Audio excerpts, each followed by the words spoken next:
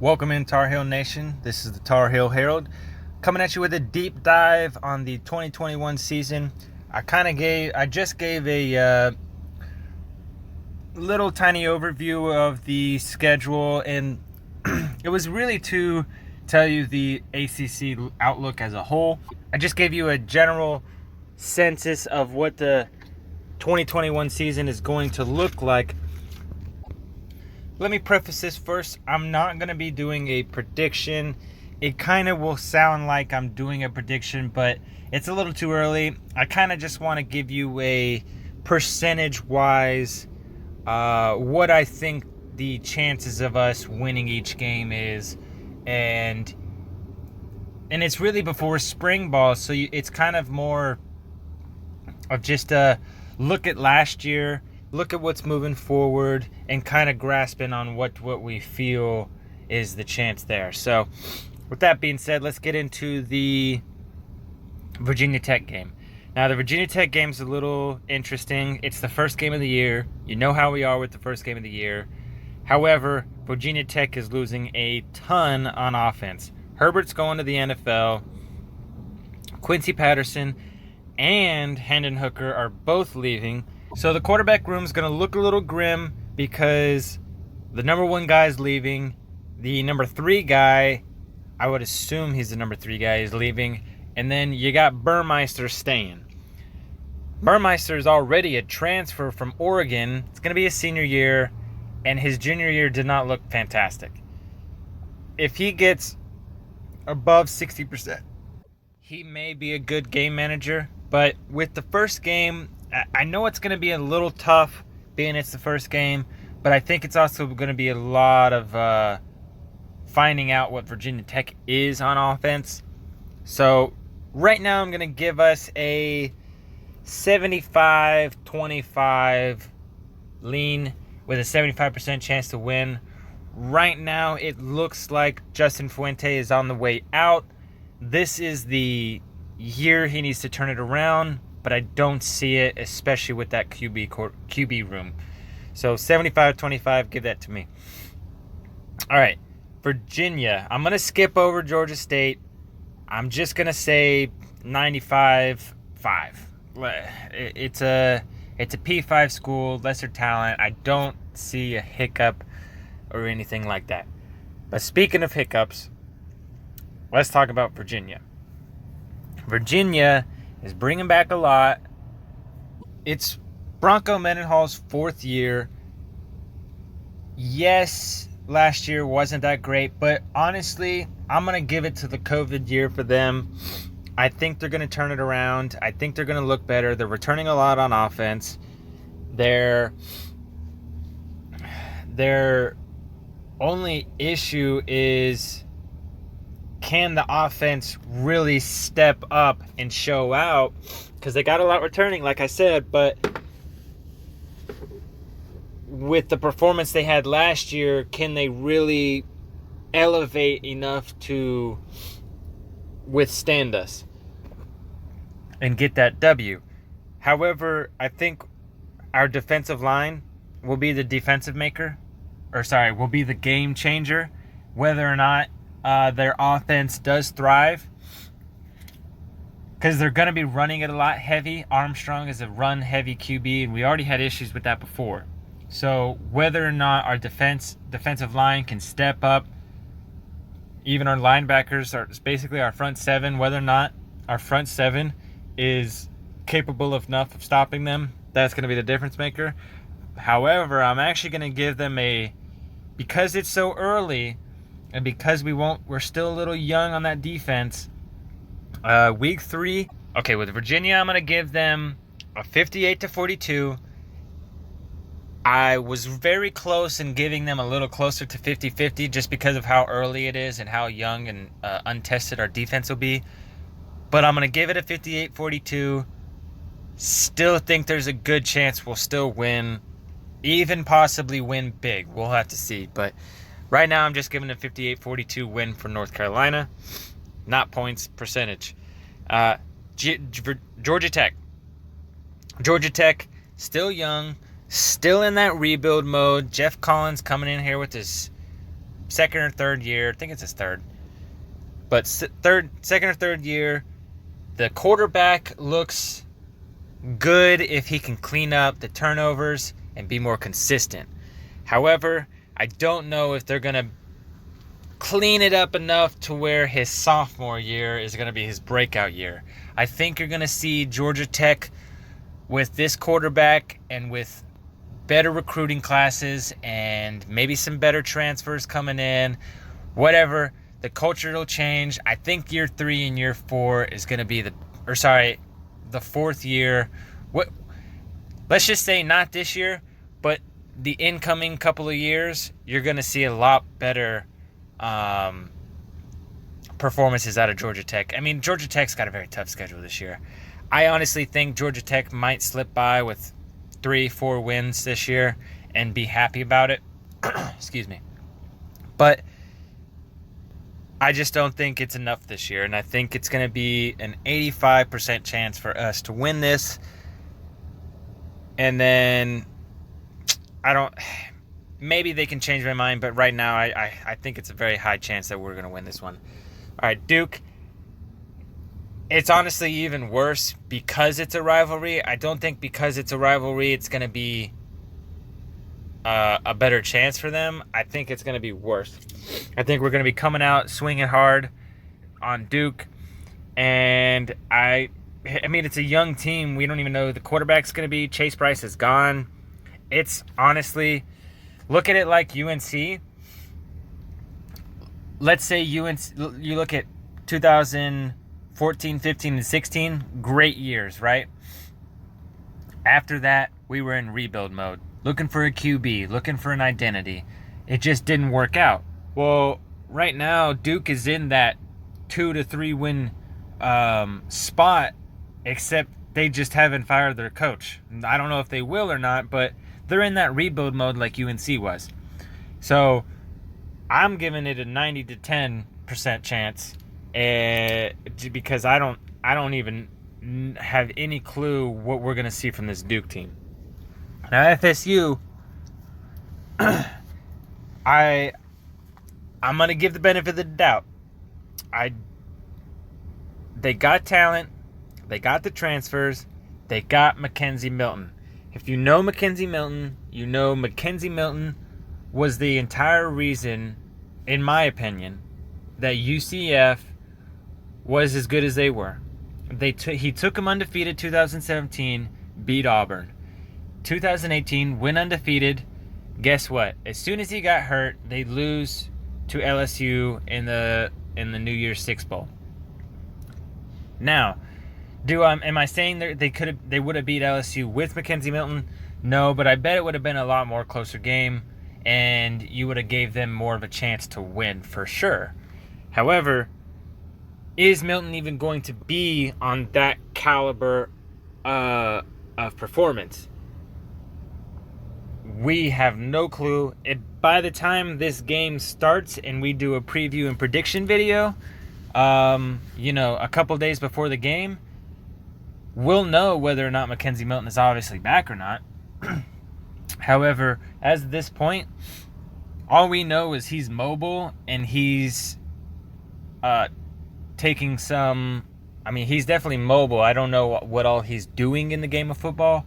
I've seen videos of him being very active. So I don't know how hard he's pushing that knee, but we'll see. The offense in general just needs to step up. I think the defense is going to be good enough to keep them in games, but the offense is going to have to step up and see whether or not they're going to be able to finish games. I'm going to give it a 68 to 32% chance. That may swing a little more into the 70s whenever we figure out what this team is, or it may swing lower. I have a feeling FSU still going to have a little bit of struggle this year because I think the injury to Mackenzie's still going to linger. We'll have to see. But I'm gonna give it a 68, 32% chance right now. All right, Miami. This is the week and the game that says it all. Is North Carolina going to be undefeated? Is North Carolina going to have one loss? Is North Carolina going to have two losses? This Miami game, coming into it, what are we going to look like? We're going to know pretty much whether or not we're going to be in the college football playoffs. Sorry, I'm not saying we're going to know whether or not we're going to be in or not. I'm saying whether or not we even have a chance. Because if we come in undefeated, obviously we have a chance. If we come in with one loss, we're probably not going to have a chance, and we're going to be trying to look for the ACC championship. Then after, if it's two losses, then obviously it's a bust of a season, and we're going to be fighting to really look for momentum going into next year. So the Miami game's a big one. It's going to be the big test. If we're undefeated, we're going to know what we look like. We're going to know what Miami definitely looks like at this week in week 6, right? 1, 2, 3, 4. Yeah, week 6. We're going to know if De'Aaron King's still 100%. Is the defensive line going to be elite, or is it going to take a step back? Is the offense even going to continue what you had last year? Who knows? But right now, I have it as 61-39. Only because there's a lot of questions on offense and defense as a whole. If De'Aaron King is not 100%, this offense is taking a step back, whether you like it or not. De'Aaron King, look at De'Aaron King like you looked at as I looked at Mackenzie Milton at UCF. He carried him. I don't think UCF would have been undefeated without Mackenzie Milton, and I don't think Miami looks as good as Miami does without De'Aaron King. They're going to look like the same Miami if De'Aaron King is not 100%. They are not ready for De'Aaron King to be either sitting on the bench or have left the program. They were not ready for that. They needed De'Aaron King to come back. So we'll see. Right now, 61-39 easily can trend to a more 50-50 style stance. But right now, looking at last year, looking at what's coming back, looking at De'Aaron King, it's looking a little grim for them as well. But I'm going to give them the benefit of the doubt that they definitely can bring it back to 50-50. Now, you got Notre Dame. We got a bye week in between, and it's Notre Dame. So there's one part of me saying Notre Dame has nothing returning. This should be an easy win. Look at what we did to Texas A&M. Look at what Notre Dame is comparable to Texas A&M. I mean, we even played Notre Dame and kept up with them last year until the fourth quarter. So, with as much as they're losing, we have to be easily winning this game, right? No. They're probably not going... Yes, they're losing some NFL talent on defense. They're not going to be losing a absolute ton on defense, especially the secondary. I think a lot of the secondary is returning. However, they even have a new DC who is spectacular at Cincinnati and who was very good at pass efficiency and the pass game. So we'll have to see. Even though they're replacing a lot on offense and the offense wasn't even that great, it was definitely not elite last year, there's too many questions to really say whether or not we have a high chance of winning. Right now, I'm going to say we're going to be slightly favored, and it's going to be 53-47. Again, this is early, guys. So, yes, I have every single game as a lean for us, but that's not indicative of anything. It's more of just about how many we lose. I mean, we could look like we're going to go 12-0 and look at it like the FPI. The FPI says, well, you have a chance of going undefeated or losing 3 games. So this is kind of how I'm going to look at. I'm looking at, I would say 3 is the maximum number of games we lose right now is what it's looking at, and 0 is the least amount or the minimum amount that we're looking at. So I'm looking at 0 to 3 right now. So, but moving on, we got Wake Forest. A lot of the offense is returning. The defense wasn't any good last year. I don't know what they're returning. Wake Forest, I don't know much about. I just know Hartman's back.